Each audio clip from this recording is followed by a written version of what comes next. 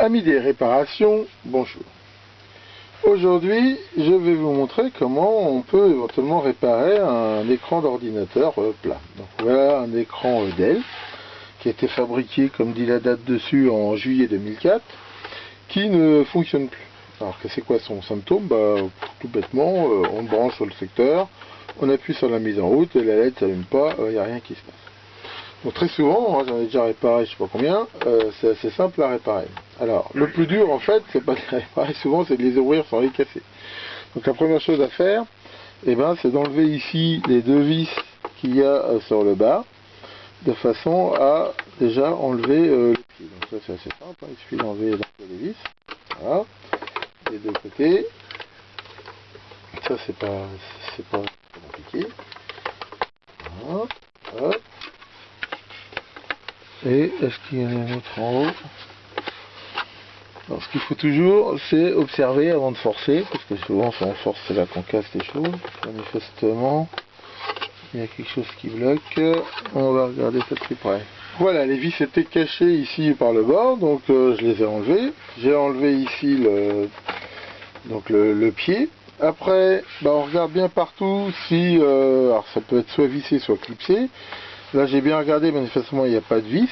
L'astuce éventuellement pour les détecter, quand c'est planqué sous les étiquettes, c'est de passer son doigt en appuyant, voir si on les sent, mais ici il n'y en a pas. Et en effet celui-là il est clipsé sur tout le bord. Donc là il faut prendre ici un tournevis plat et en fait tout doucement déclipser tout le long le clip. Donc là voilà, je l'ai fait. Et donc ça s'enlève ici comme ça. Donc une fois à l'intérieur, on voit ici il y a toute l'électronique et l'alimentation. Donc maintenant on va enlever ici les blindages pour accéder et voir ce qui se passe. Donc voilà, en fait pour le démonter celui-là, ça se clipse sur les côtés. C'est-à-dire que là j'ai vu que le blindage ici était tenu par deux petits clips ici.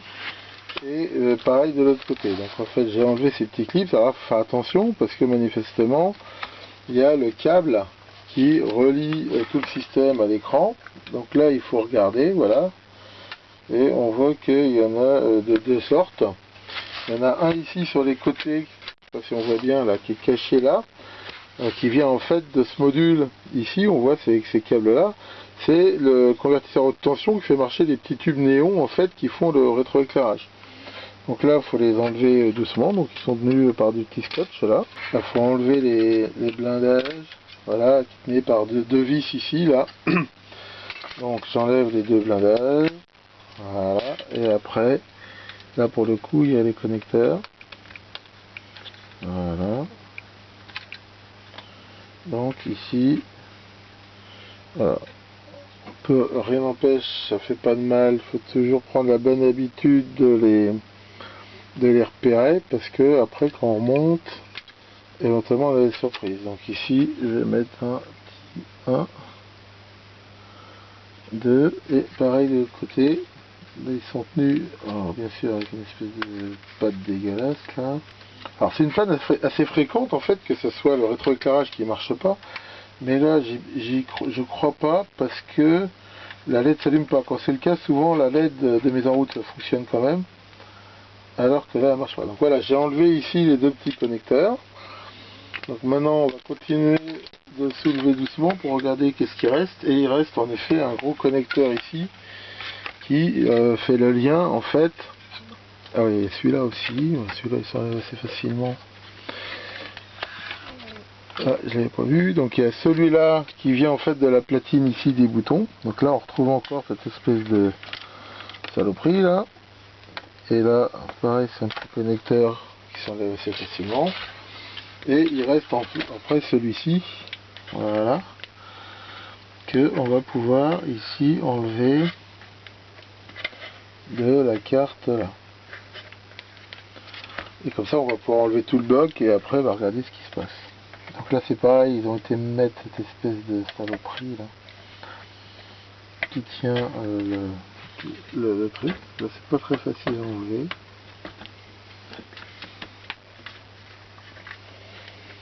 Jamais forcer parce que c'est quand même assez fragile. Et une fois que le connecteur est cassé, c'est mort. Et encore là c'est bien parce que c'est un vrai connecteur, c'est pas des espèces de câbles plats là très fragiles. Voilà, donc là j'ai enlevé ça et maintenant le connecteur devrait sortir, je pense, relativement gentiment. Voilà, on peut aider un petit peu avec un tournevis pour le sortir. Donc voilà, on a enlevé ici cette partie là, donc ça va nous permettre maintenant, ça on peut le mettre temporairement à côté. Et maintenant ce qu'on va faire, on va, parce que ça vient forcément pour à mon avis de la lime, on va enlever, démonter ici la lime, puis regarder un petit peu ce qui se passe. Donc voilà, j'ai enlevé les 6 vis qui tenaient l'alimentation, j'ai enlevé le connecteur là qui était ici, donc ça on va aussi le mettre de côté. Maintenant on voit que ça c'est protégé ici dans un truc isolant, donc on va pouvoir à mon avis enlever en enlevant le scotch ici. Alors attention, il faut se méfier, surtout si il était branché, il y a potentiellement des condensateurs chargés ici à 300 et quelques volts dans l'alimentation et découpage. Donc à partir de maintenant, il faut faire un petit peu attention à ce qu'on touche, à ce qu'on branche, parce que normalement il y a des résistances de sécurité qui déchargent le condensateur assez rapidement, mais normalement il ne faut pas oublier que cette alime-là est en panne. Donc ça m'est déjà arrivé de me prendre des sacrées châtaignes.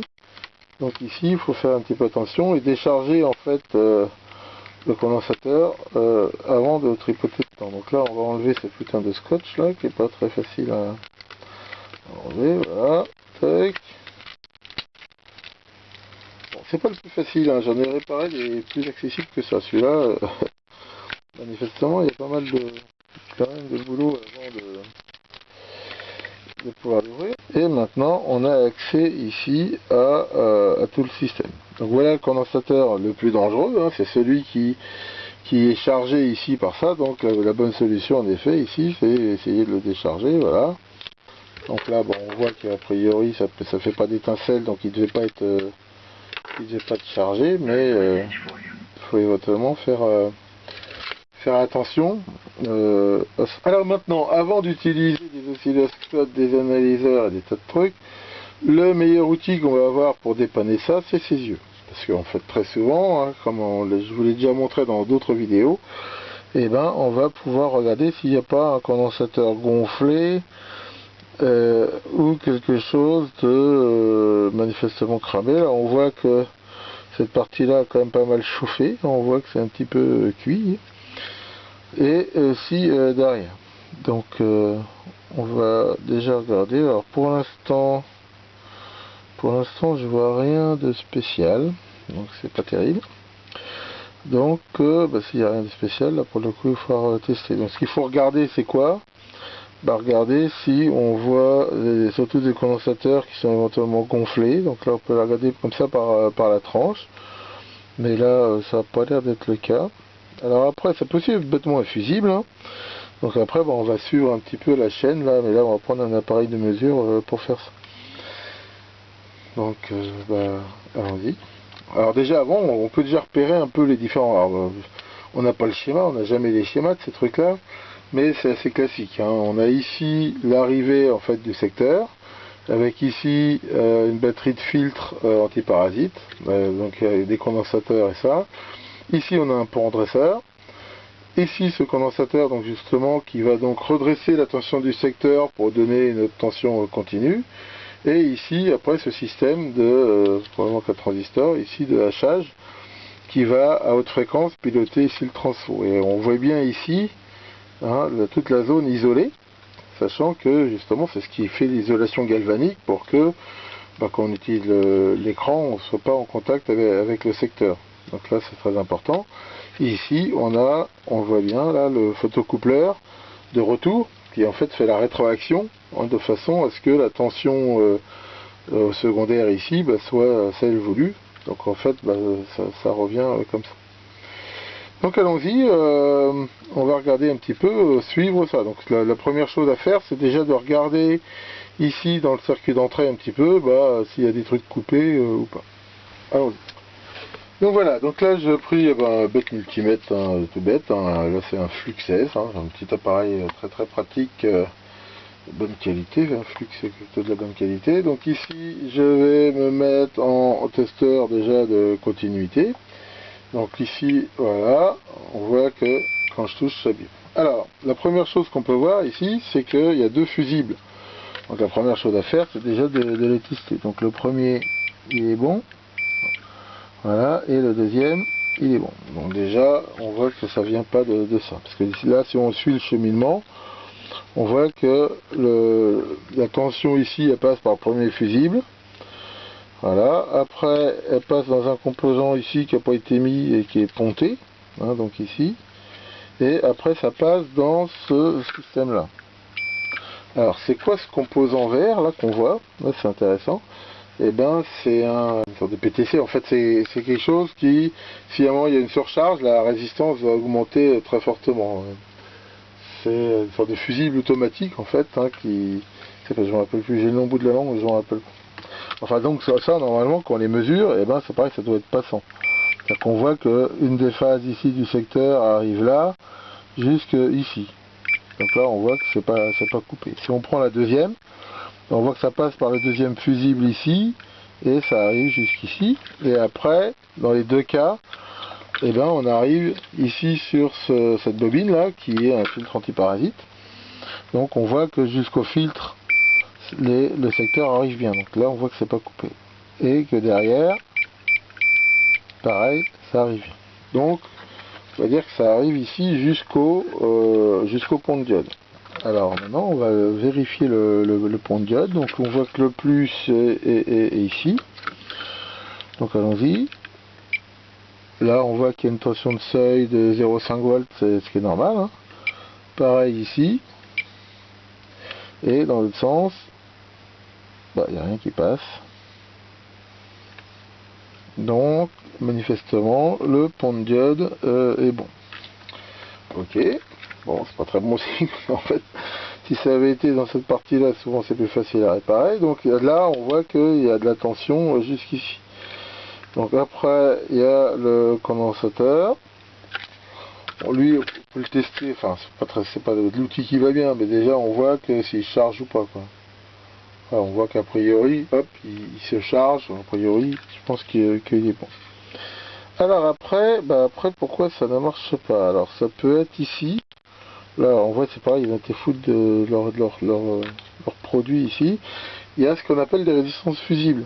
Alors c'est quoi une résistance fusible? C'est une résistance, on en voit une ici, qui sont faites en fait pour faire comme une résistance, mais en même temps pour brûler si jamais il y a une surcharge.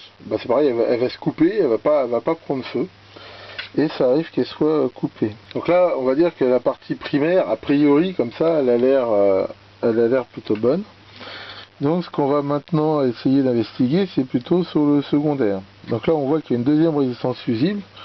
Donc celle-là on va déjà la tester, voir ce qu'elle dit. Elle est ici. A priori, elle a l'air d'être plutôt bonne. Donc après, donc là il y a cette diode là, ça c'est la diode en fait de redressement du secondaire. Donc dans un sens elle fait 0,2 et dans l'autre infini. Donc ça c'est pareil, c'est une diode Schottky, donc a priori c'est plutôt bon. Après il faut vérifier ces diodes là, parce qu'il y en a une là, mais il y a ces deux là en fait qui redressent les tensions.